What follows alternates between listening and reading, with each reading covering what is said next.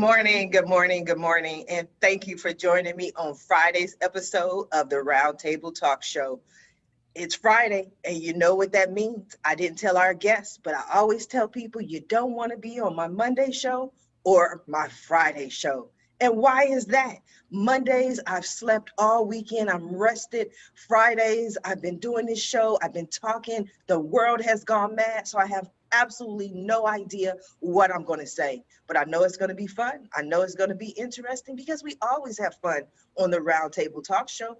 That's what we do. So I'm going to ask you to do what I always ask you to do every day, no matter what day it is, Monday through Friday. I make the same request for you to go out and be an evangelist for the Roundtable Talk Show, because we need your support. And not only do we need your support, but your friends, your network, they need your support. They need the information that we share every morning, weekdays at 8 a.m. Pacific. So if you haven't shared this information, what kind of friend are you? Share it with your network. Friends don't let friends miss out on the Roundtable Talk Show. Now, while you're sharing the show, I'm going to go ahead and introduce our first guest. We have a real life angel from heaven on the show. Yes, we do.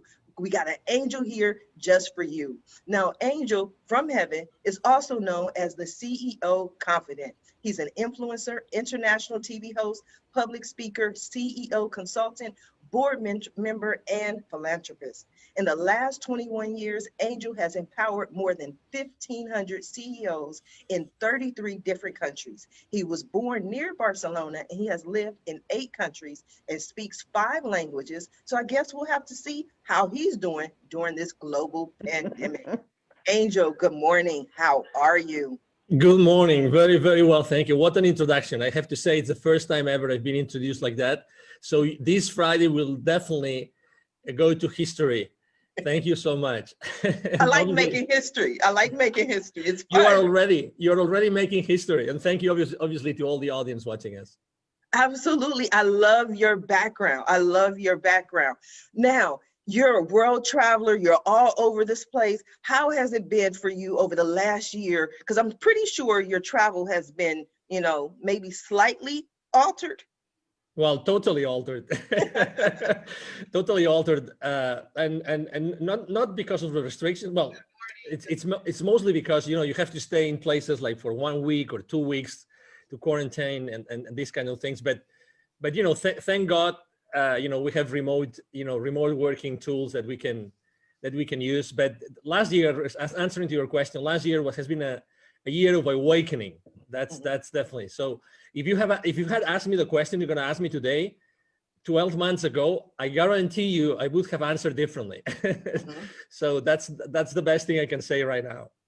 So what have you been up to? You have all these accolades. You're doing the most. You're saving the world. You're helping the people. What does a typical day look like for you? Thank you. A typical day, well, if I'm on vacation, it's different. But when I am working here in Dallas, Texas, basically, I take my kids to school. I have 3 kids. 2 of them still go to school. And after that, I just start my normal day. I have an intention experiment I've been doing for the last 3 years. For half an hour, I meditate with 8 other people from different places in North America. And after that, my day starts with, basically. Well, I didn't mean to interrupt, but I want to talk about that, because that was unique. Most people, and I just ask random questions just because I'm curious, because you have so much going on, and people always tell me like Sharifa, you're busy, you never have time. So I'm like, what does a typical day look like for someone like you? But intention experiment, I don't want to gloss over that, because I've heard about, morning prayer calls and meditation, but intentions and experiments don't typically go together. Please clarify. Thank you. So basically, a few years ago, I went to a conference of a gentleman. He's of a doctor called Dr. Joe Dispenza. At that event, I got to know, before going to that event, I had read a book about Lynn McTaggart, because Lynn McTaggart interviewed Dr. Joe Dispenza. Lynn McTaggart, she lives in the UK, and what she does is she conducts worldwide intention experiments. Actually, you can go Lynn McTaggart, you can Google her, and she has a great book about that. So basically, intention experiment means that every single morning a group, we are 9, but a group of 8 or more people can meet up, and basically they decide, okay, so today we are going to intend for something specific that we want to happen. And we do that for a week. So every single week we intend for something that has been proposed by one of the members. So every week, again, we've been already 3 years. Every week we've been intending for one different thing that has been asked for one of the different 9 members of the team. And we're right now, actually, after so long, we are right now working on a book. We are writing a book called 10-Minute Miracles, because we've seen so many miracles happen. We've seen people healing. We've seen things changing in our lives. So it's been incredible. Obviously, in 3 years, I mean, 52 times 3, right? Means a lot of experiments, right? A lot of intention, weekly experiments. So that's what we do every single morning. We meet, we start talking, and then for 10 minutes, we put them nice music to intend, and all of us, following a specific technique, we intend for something to happen. So that's amazing. I'm trying to figure out how I can get in on this call, because I need some 10-minute miracles or some 5-minute miracles. I like quick, fast. But for yourself personally, there had to be a reason why you stayed for 3 years. Was there something personal that you can share where you're like, I set this intention, it happened, you have to do this? Well, there have been so many things happening. First of all, when 8 or 9 people get together every single morning, we establish a bonding that it's a bond that it's very difficult to break. We feel things. We literally physically feel things. And after those 10 minutes, we actually share what we have experienced, what we have seen. And we've seen incredible things. I mean, from a physical point of view, I mean, I'm sure that both Christian and Yo-Yo, they have experienced similar things, because they're both extremely, deep people, right? Deep human beings. But when you establish that, when you create that bonding and that environment, really magical things start happening, and you live physically things. So I can tell you, foreclosures that were out of the blue, like canceled the last minute, that has happened twice. I can share with you people healing from back pain, like lifelong back pain. I can tell you about people being operated, having surgeries, that they recover much faster because we were intending for them. I can tell you people feeling the intention.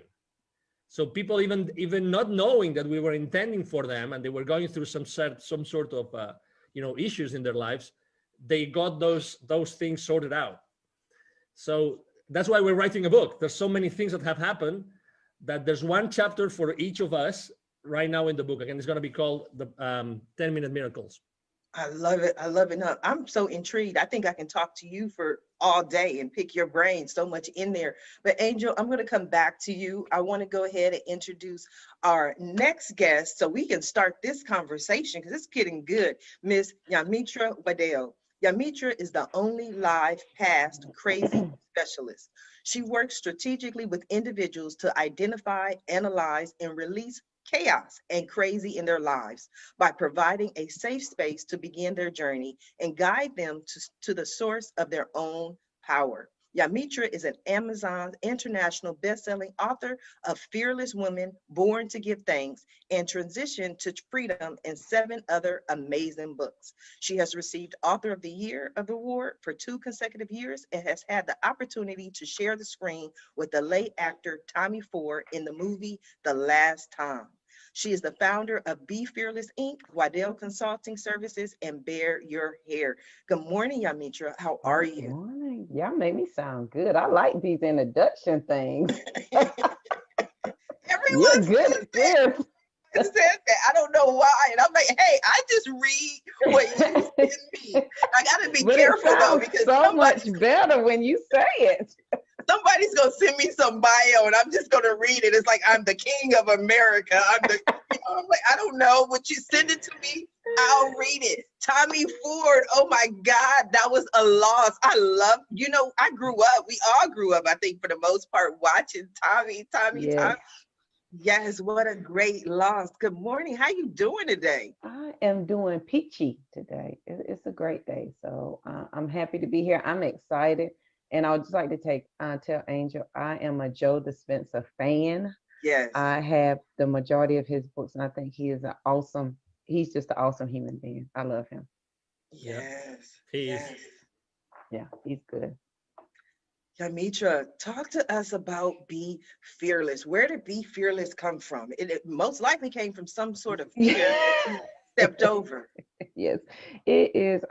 It is a story for sure. So I go by the tagline, "The only live past crazy specialist," because I know crazy, and your crazy doesn't have to be like my crazy. Your crazy could be the normal crazy, life, kids, your career, all the crazy. My crazy and Be Fearless came from being a survivor of domestic violence, and my abuser just happened to be the pastor of the church, and so to be the first lady and be the woman in front that everybody's looking to, and then being abused, it was hard. And from going from that to living in a shelter to, now finishing my PhD and owning a couple of businesses, you have, and Be Fearless, I would have to say, is understanding that regardless that this fear is here, my vision and my mission is not changing. Fear is going to have to go with me on this journey. Like, you don't have a choice. And so being fearless is understanding, acknowledging, yes, I'm afraid, but that has nothing to do with the fact that this is where I'm moving to and this is what I'm getting ready to go and do. What gave you the strength to get out of this situation? Because like you mentioned, for most people, the church is the rock of not only the community, but the family, right? So it's like getting divorced twice to me. I look at it like that, because you're divorcing this community and then also Okay. divorcing or getting rid of this person. Okay. So Yeah. what was that like for you? It was extremely hard because he had been a minister for 30 years. Who was going to believe? And then you have to look at the dynamics. I was 25, he was 51. We just had a kid. My family was 400 miles away. And who were they going to believe? A pastor who had been pastoring for over 30 years, or this young girl who seemingly married a man of status? And are they going to believe you? Or are they going to believe him? And so I essentially found myself fighting in the church, the FBI, because he reported me, said I kidnapped the children and moved states away. And it was a whole host of things. So on the day that I left was the day that I decided that I wanted to live. And I think it's a very fine line. And what I applied to that in life is sometimes we all have obstacles. And I break it down really simple. But did you die though? Like, you have to make a decision. But are you going to die when you make that decision? If the answer is no, then you have every right and every tool that you need to make that decision. And that's what I did. Like, I knew it was going to be hard. Who wants to live in a shelter and pick up pennies off the street with two kids? I certainly did not. But I knew that I the way I think, and this is where Joe comes in, that's why I love him so, that my current reality is just not, I don't agree with it. So I don't have to admit to it and I don't have to be subject to it. So if I can think a different thought, then that's what I'm going to do.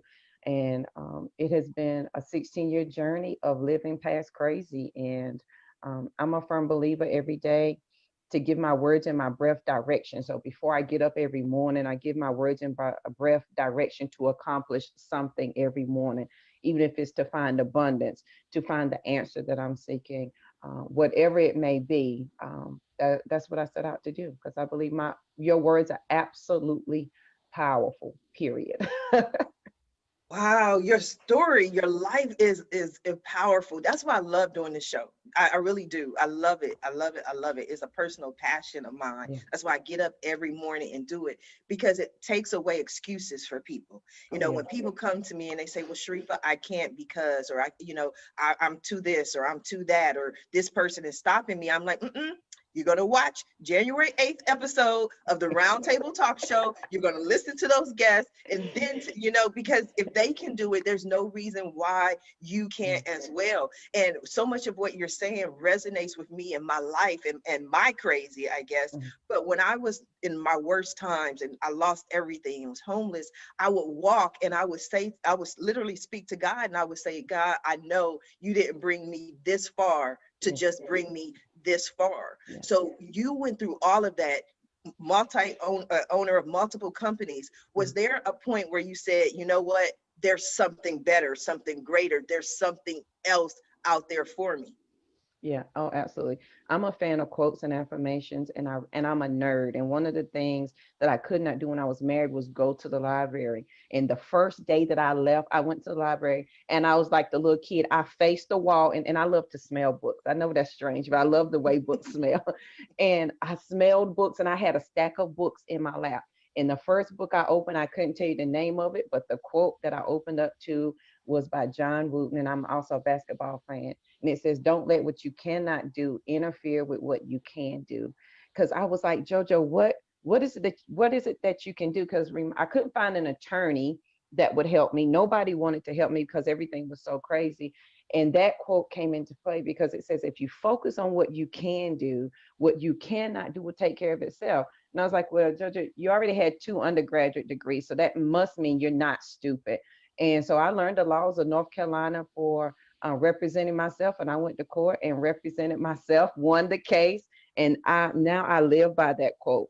Don't let what you cannot do interfere with what you can do, because what you can do is a lot more than what you cannot do. That is just what you choose to focus on. So I live by that quote, and then 2 more.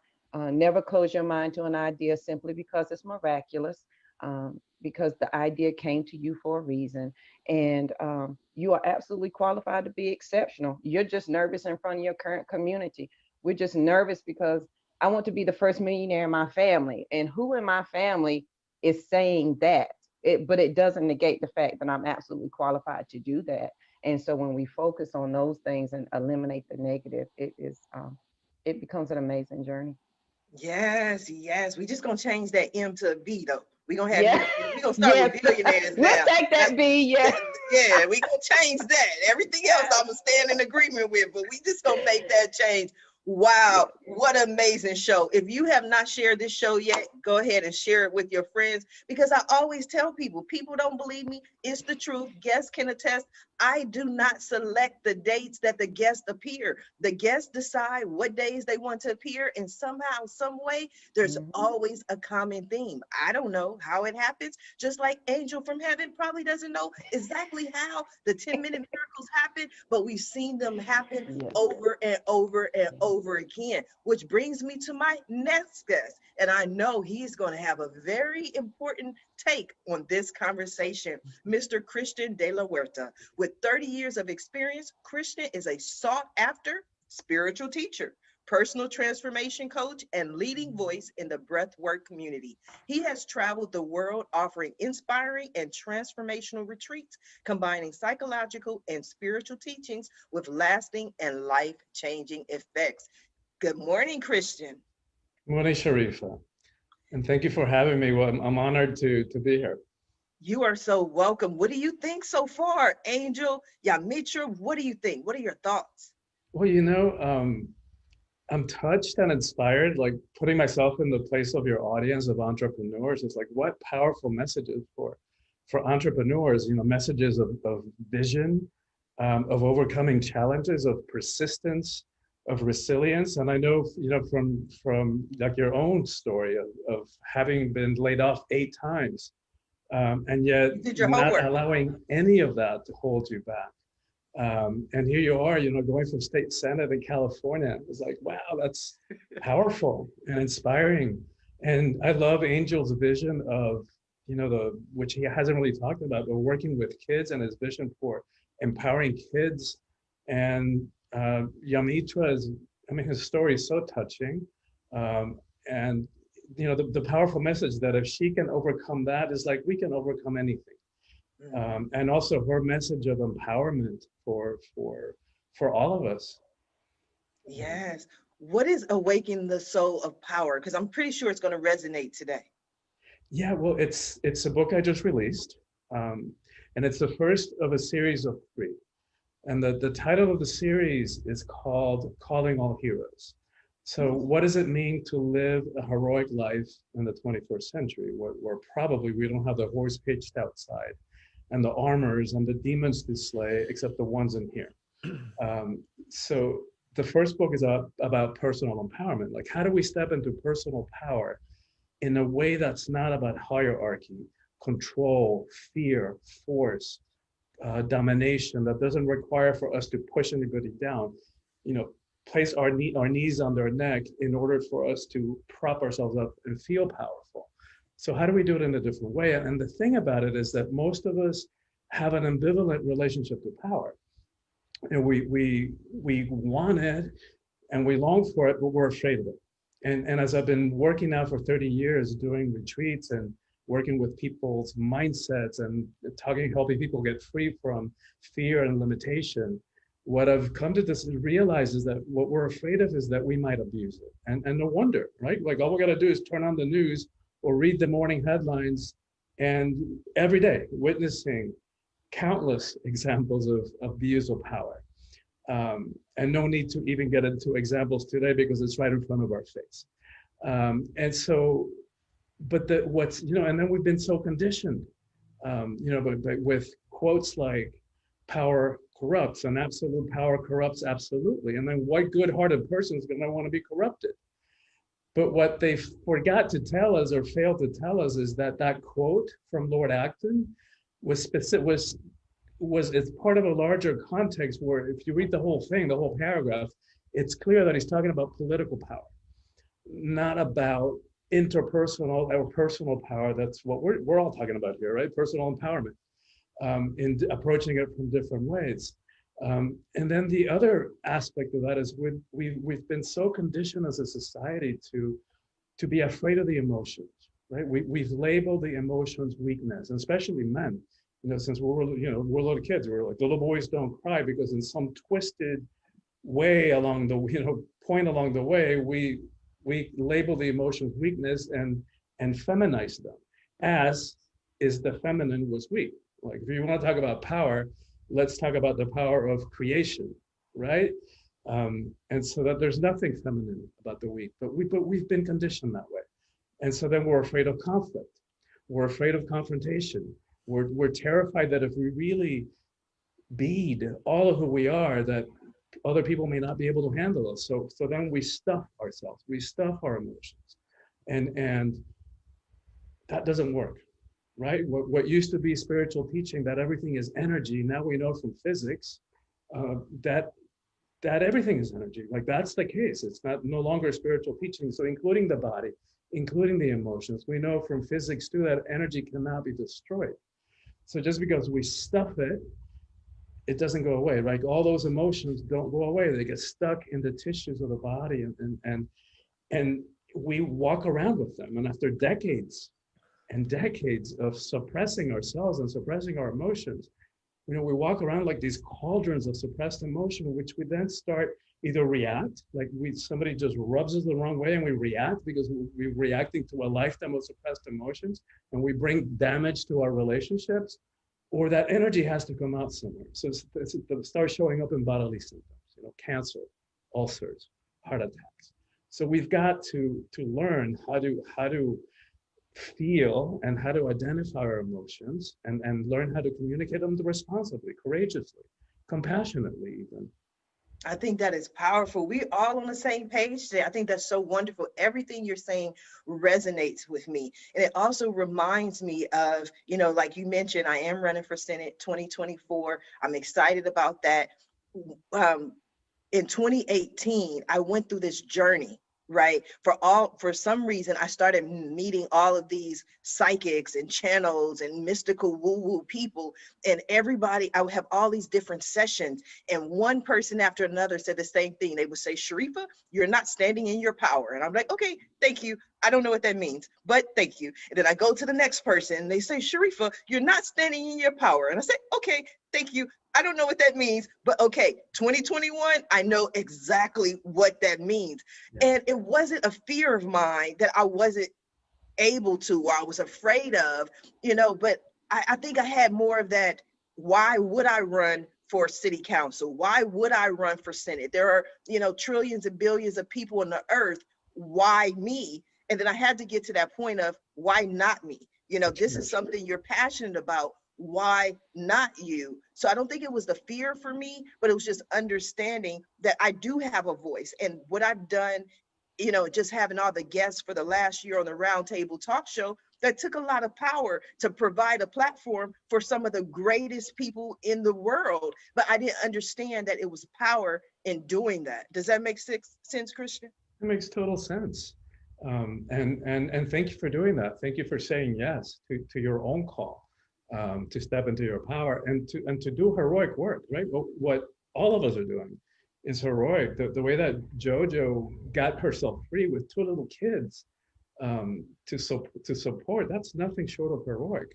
So I love this conversation. And another way, that we see commonality in all of us is this desire to make a difference in the world. Mm-hmm. Right? So and it's that desire to make a difference in the world, that conviction, that allows us to use JoJo's framework to not allow fear to hold us back.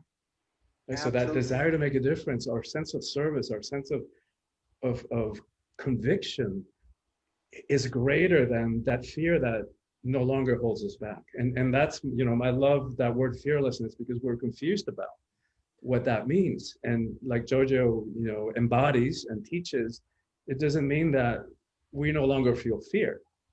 It just means that we no longer allow fear to hold us back.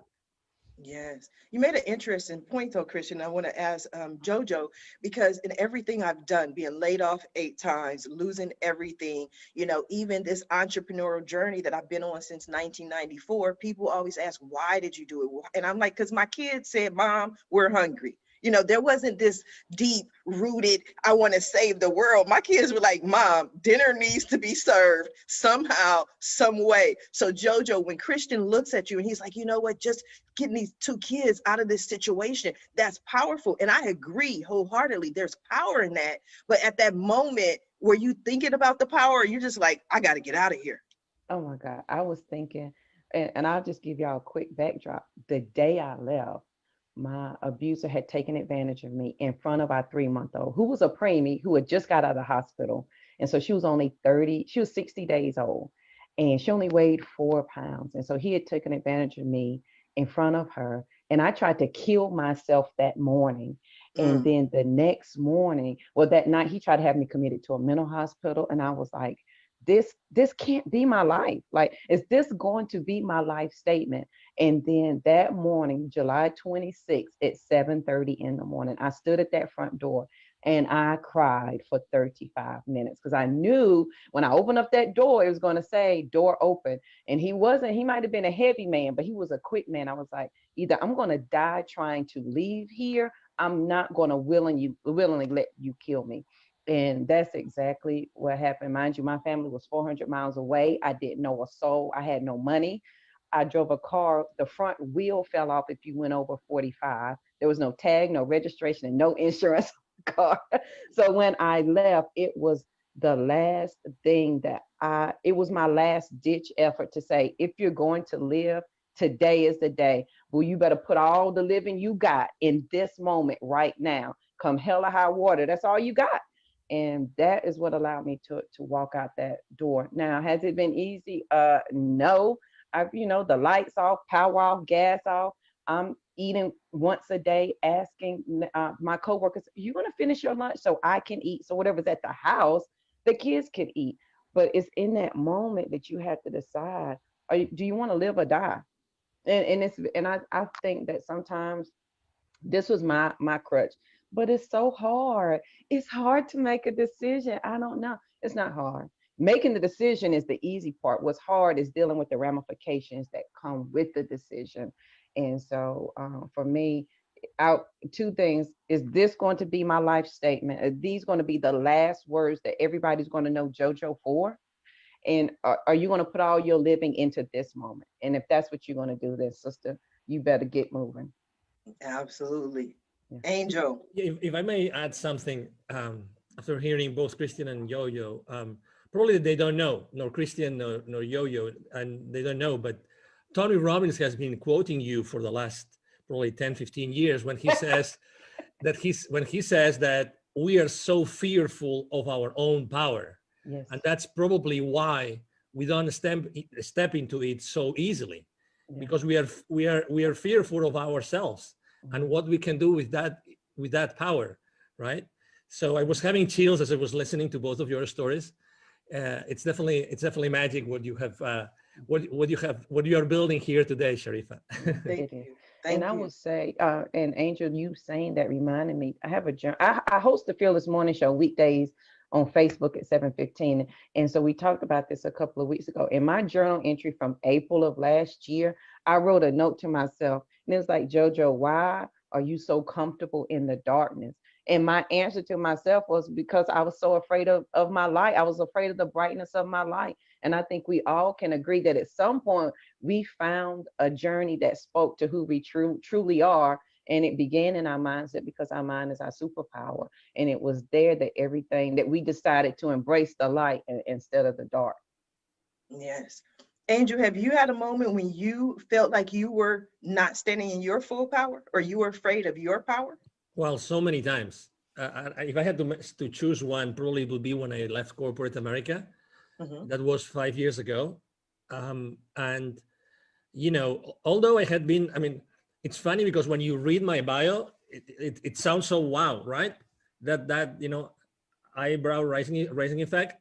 But can you believe it or not? I mean, I was really like, oh, I don't know what I'm going to do.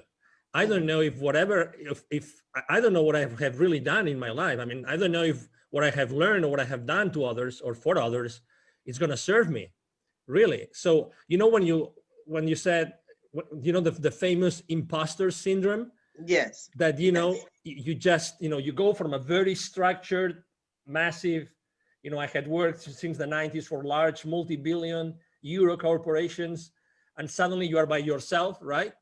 And I was, and you say, well, I don't know what I'm going to do. And I was extremely fearful. And it took to me many months, I have to say, many months to actually just sit down, take a piece of paper, so easy, take a piece of paper, a pen, and start writing my accomplishments or what I had done throughout my entire career. Then when I started to, write down some numbers and making some calculations, it was then when I realized, well, maybe that's something, and maybe I can add value to someone's life and someone's business with what I have done. But oh my God, I mean, I was so blind, so blind. I really didn't want to see. It's not that, it's not that my prescription glasses weren't right. It was just like I didn't want to see the obvious. I mean, very often they ask me, what would you change, right? I mean, this famous question, what would you change if you were given another opportunity? Oh my God, I would change so many things. But the number one thing would be, I would step up. I would start exposing myself like crazy since day one. I would start sharing my story because, we probably both of us, all of us, we have shows or we have interviewed people for sure. And we all know that the real power of our conversations is that we know for sure that someone right now is listening to us and we are going to change their lives. Yes. For sure. That's Yes. happening right now. I mean, not for me, but for you, but this is happening. That's why we do what we do. With our questions, we're trying just to open up ourselves so that others, are able to listen to those messages. So had I started to share my humble messages from the very beginning, I would have started impacting others' lives immediately. We just have to open our lives, open our mouths. And let me tell you a little bit of an anecdote. So it took to me almost a year to open myself and to do my first ever Facebook Live. And it was by myself. And I thought I have to make like an announcement to the world, right? Okay. So I went there, I explained, probably I didn't have all those numbers yet, but I went there, explained why I was doing what I was doing. And then I remember, as if it was now, when I clicked like stop broadcasting on Facebook, I started crying like a baby. It was, the pressure I put myself, like just to go raw into the world, saying who I was and what I was doing and what I was standing up for. Oh my God. But I will never forget that moment. But I said to myself, oh my God, I wish I had done this more and so That's powerful. That is so powerful. And the fact that you even share that moment, I'm pretty sure that many people who tune in to watch you had no idea. I mean, when we do our shows, like you mentioned, all of us in some form or fashion have a show or have an audience, everybody thinks it's so easy, but it's not easy to be vulnerable. It takes a lot to be vulnerable and to talk and to share your message. yeah, absolutely. And probably, right now, I don't care that much because, whatever happens. And that's one point that I wanted to make, maybe changing gears a little bit, which I think is killing us as a civilization, which is that thing of fitting in. Yes. We are raised to fit in. We have to follow certain patterns. And, regardless, I try not to talk about religion and politics and everything, but regardless of where you are today, regardless of what our avenues are, regardless of where we for, and anybody in our audience right now stand, we really want to help each other. We genuinely are good and want to do good. But, we are taught, unfortunately, I still have 2 kids in school age, right? They are taught to be fitting in. How much of their power, Christian, how much of their power we are limiting, we are, undercutting, we are, taking out of the lives of these kids forever, like forever. We really don't have to fit in. It's funny how just before Christmas, on a podcast interview, someone asked me a piece of advice. I said, I'm not very religious. I stopped going to church a long time ago, but I come from a very Catholic country, which is Spain. But guess what? I think these Christmas are so special because Jesus Christ, remember Christmas, Jesus Christ, because people maybe don't even remember that. He didn't want to fit in. He didn't want to fit in. He wanted, he wanted to understand things. He understood what everybody around him was doing, and he was a disruptor. Why are we not taught to be disruptors? Why not? Why are we not taught to be disrupting all the time, to be working from that place of power? And I guarantee you, that doesn't mean, that we're going to be stepping onto someone else's toes. No. Then that's the big misunderstanding. We are raised to be competitive and to be fighting against the others. It's not true. Yes, Christian, true. That was a question for you. Why, Christian? Why are we made to fit in? It's that because humans are, social animals. And because we haven't been taught, like our parents weren't taught, their parents before them weren't taught how to help boost a kid's, self-esteem and sense of who we are. So we grow up without having a real core sense of identity. And I love what Angel spoke, except that the only word that I would, challenge is forever. Because yes, in a lot of cases, we we know people give up their power forever. But I don't want to highlight that. I don't want to leave that in the space, because that is what the times are calling all of us to do, which is to reclaim our own power and find ways of expressing it that are a match for who we are. And it's going to be different in every time. And that's one of the ways in which I guide people by the hand in this book is helping them understand why we have a conflict with power. And part of it is that we've confused that there's different types of power. So one of them is, I talk about worldly power or egoic power, which comes from the ego mind, which we don't have time to get into today. But one of some of the qualities of that are, we associate power with things that are outside of us, external. Like we tend to associate people who have money, who are famous, who are some part of they're either some part of a hierarchy. They're CEOs, or they have some political or religious hierarchy, or social or educational hierarchy. But the thing about those kinds of power is that because they're external, they're fickle, right? They're here today, gone tomorrow. Whereas the other kind of power, which I call soulful power, spiritual power, is inside of each one of us. Nobody can give it to us. Nobody can take it away. And it's actually more powerful, right? So I think of Gandhi or Gandalf, in The Lord of the Rings, where they're simple, monastic robes on their sandal feet, you would never know how much power they hold until it's needed. And then watch out. Like, Gandhi, and I know that you quote Gandhi, Sharifa, and, and be the change. And, but he brought the British Empire to its knees when it was at its highest point, globally, in terms of global reach, without ever landing a punch or shooting a gun.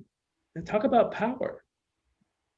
Yeah, I think so often you make an excellent point. When we think about power, we think about power as far as putting people down, and like you said, keeping people down, or just simply brute force. Like, we associate power with, I have to just go in and take over, and that kind of power. But I've learned that power can be gentle. You know what I mean? You can speak softly and still wield the same power without having to be aggressive or argumentative or controversial.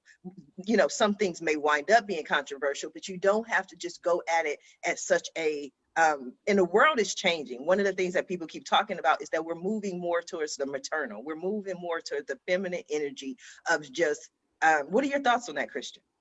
Well, it's a great question for me. It's one of the things that I'm passionate about, because my book is for everybody, of course, but it has a particular message for women, because I'm convinced that the single most important thing that needs to happen in the world is the empowerment of women, and not to make women better than or put them up on a pedestal. Women are just as capable of abusing power as men are. But it's because we have been so, as a world, as a species, we've been so out of balance for way too long. And for thousands of years, where the feminine, was made less than. And to that, we can connect all the other issues that we face. When women are in 50% of power, and when we all, regardless of what kind of body we're in, when we all reclaim the feminine, because we all have masculine and feminine energies in each of us. So when we all reclaim that, and when women are in at least 50% of power in this world, we're going to have a very different relationship to all of it, to war, to poverty, to hunger, to how we treat the environment, all of it. It's all connected to that. And so when I think about strategically, like if there was one thing that I could focus on in my limited time, here on this planet, that's what I've landed on. Because by empowering women, we impact everything else. Yes. Angel, what are your thoughts on what Christian had to say? Yes, it's funny because when I was still in Barcelona, and I had been working for an audiovisual company in Spain, and there was a headhunter, a lady headhunter, that came and offered me that position before. And when I left Spain and I went to live in the UK, I had this meal with this lady and asked her, hey, why did you come? How did you find me? And you came to my first job, and you came and you took me to the second job, completely different industries, everything. Why? I mean, why? Because I went from working, in a university to working in the private sector. And she said, because Angel, you have something. And don't get me wrong, I mean, that's the 90s, okay? So because you have something which not many people have, which is your feminine side is very pronounced. And I said, what do you mean? And why did it make me a good candidate for that position? And he said, because you see life differently, because you are able to put forward things that other people would hide. And throughout my life, it's been funny because I've always worked with more women than men.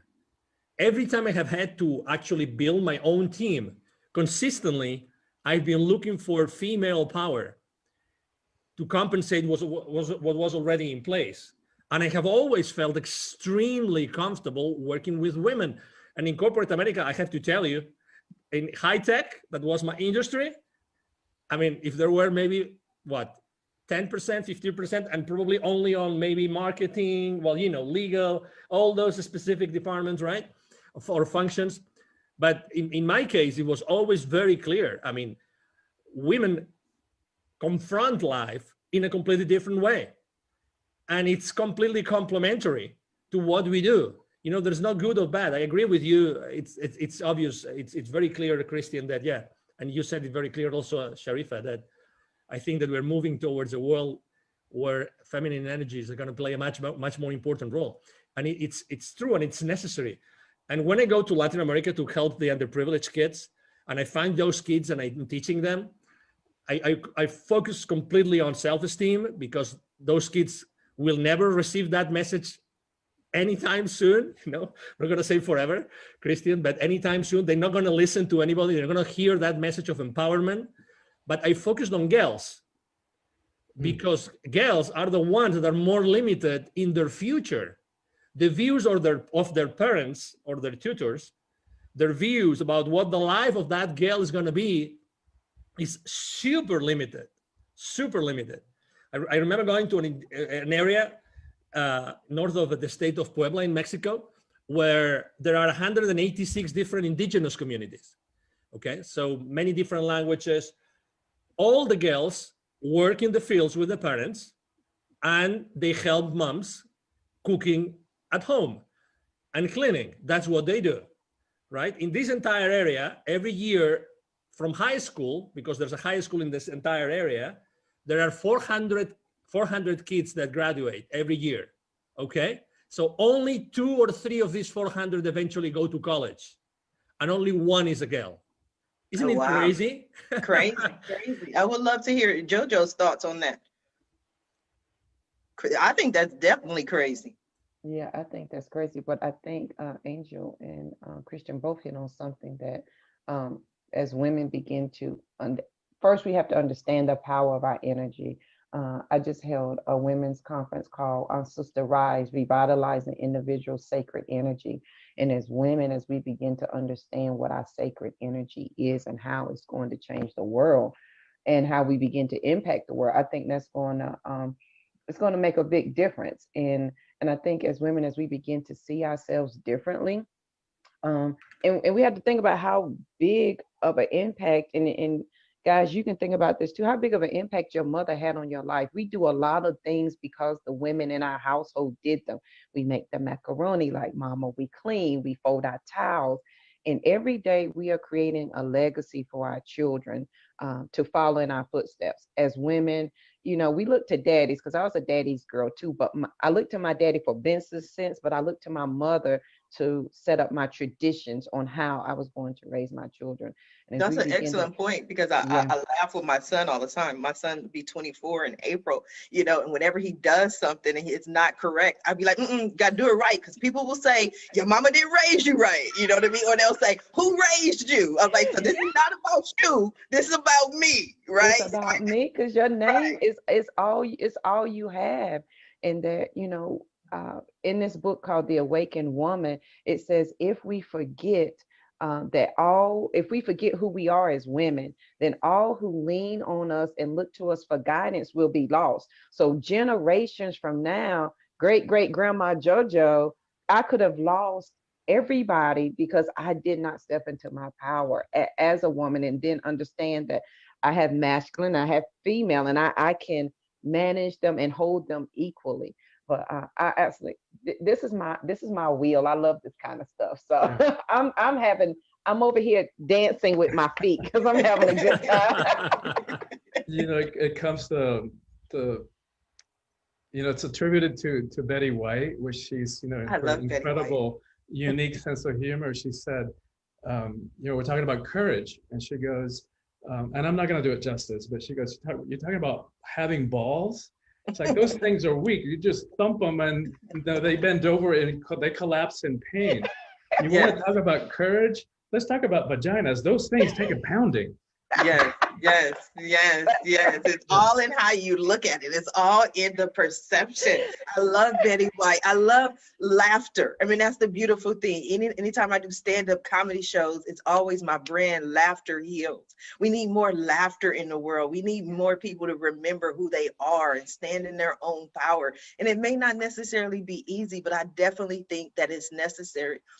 JoJo, I want to go back to something that you said earlier in the show, when you were making, when you after you left the shelters, at what point, because I think this is very important for the audience, at what point did you really decide to stand in your power as far as being a business owner and be an example and start your conferences? What made you say, if not me, then who? Because I knew it was something I needed. No one was, and my pet peeve is giving somebody so much information that they're overwhelmed. I'm the person, I need JoJo, do step one and then do step two. And nobody was giving me that. And I was like, okay, let me start documenting what I'm doing. Like, how am I getting over this? How am I changing my mindset? And what are the things that I'm doing? And so for me, it was, this is what I need. So surely somebody else needed. And what really made it hit home, because you know how you play entrepreneurship and you think you're going to do it. And I've been in healthcare for 20 years. I didn't want to give up the title that I worked at Duke Hospital or Duke Medical. I didn't want to give up that title, you know, that I've worked at all those places.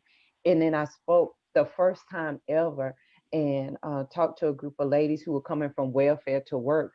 And the lady called me like 3 days later, and she said, had you not shared your story, I would have killed myself. And I have a quote that I wrote right then, and it says, somebody is waiting to hear my voice, and they will not move until I move. So every day when I get angry and frustrated, like I can't figure this out, like I don't know what I'm doing, JoJo, somebody's waiting to hear your voice, and they're not going to move until you move. And so that was one of the biggest things that helped direct me to say, okay, you're gonna, honey, it came to you for a reason.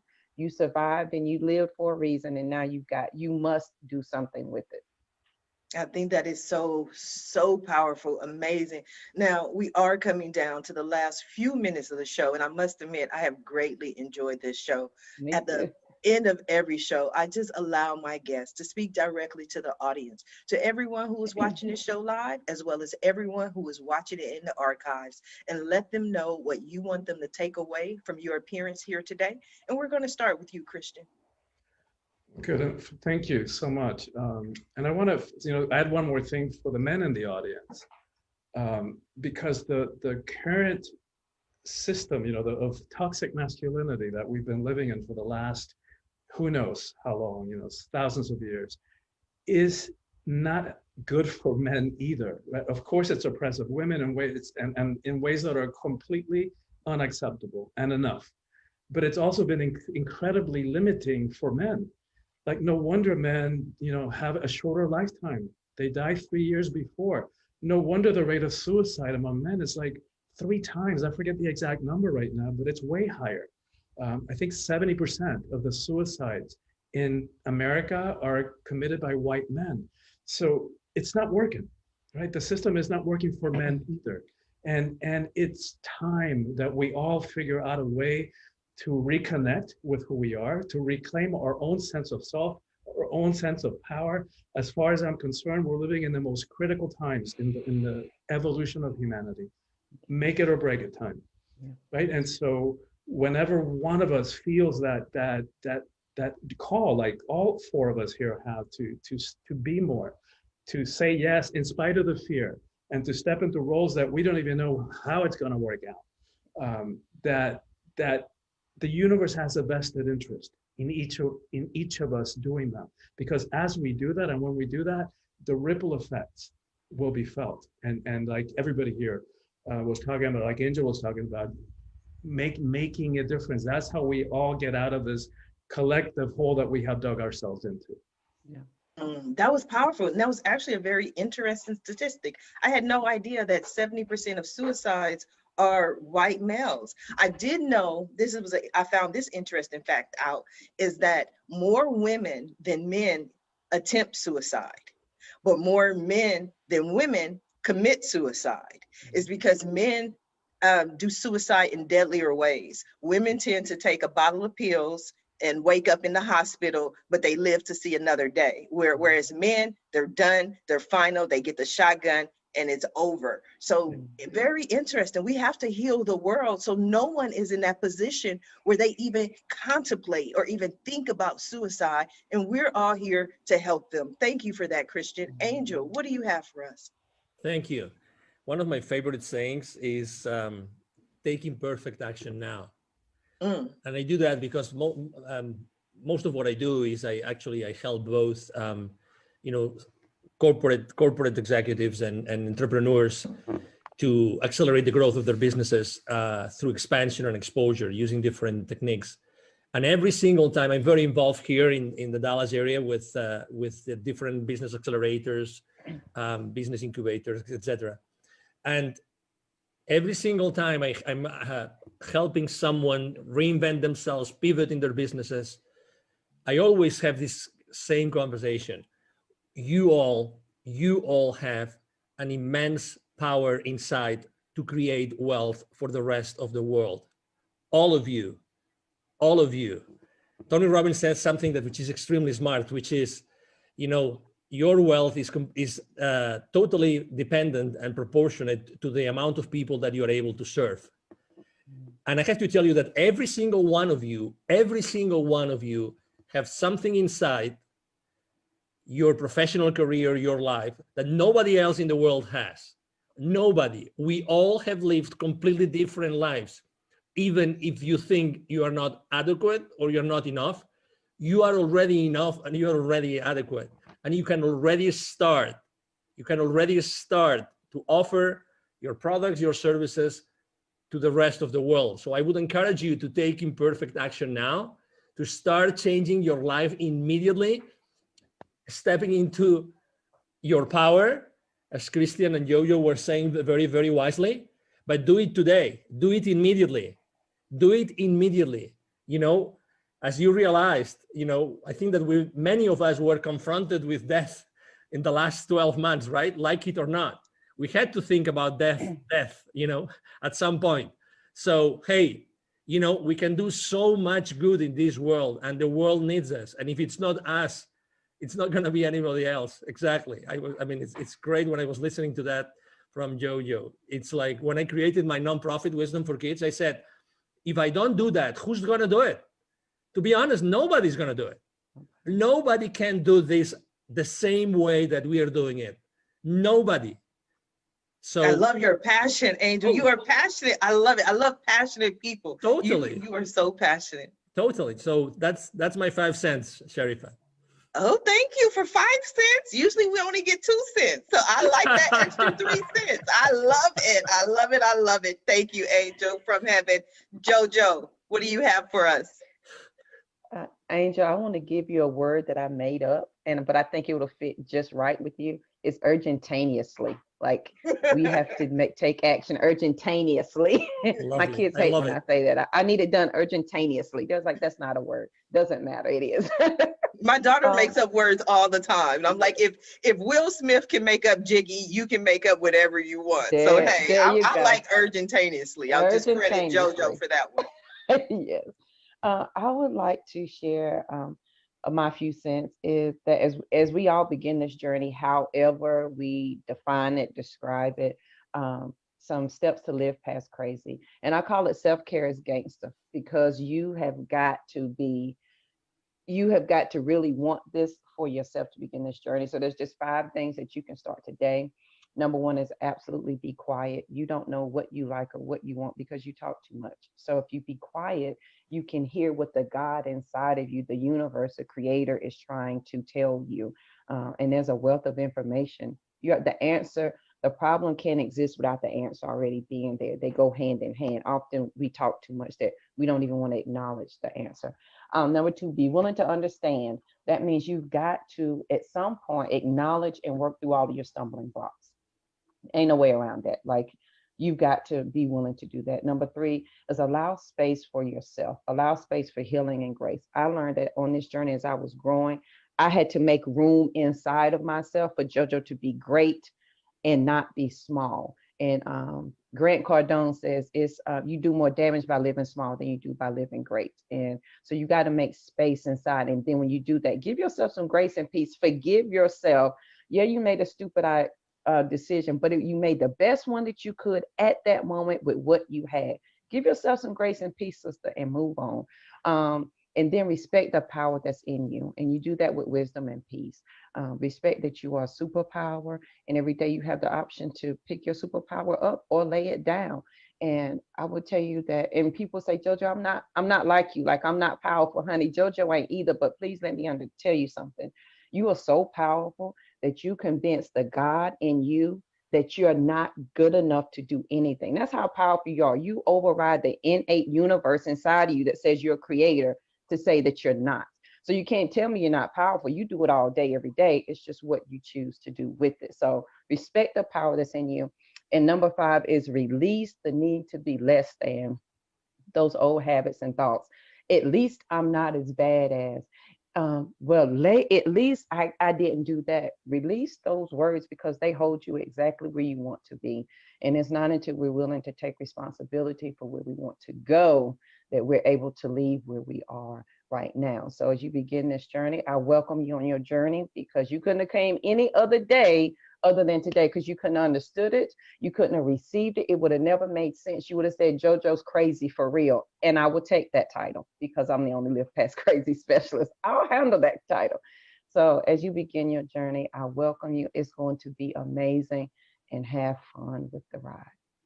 Absolutely. I have truly enjoyed today's show. It has been an amazing show, amazing week. I want to thank my guests for joining me here today on the Roundtable Talk Show. And I especially want to thank everyone who tuned in to watch the show live, as well as everyone who is watching it in the archives. Just because you didn't catch the live show does not mean you're not important. You are very important. We still need your support. We still need you to watch the show, share the show, but please don't just watch the show. Please don't just share the show. Support our guests. Visit their websites. Pick up a copy of their book. They came here this morning to share their message just for you. So support them. Their information, their websites are in the Facebook post.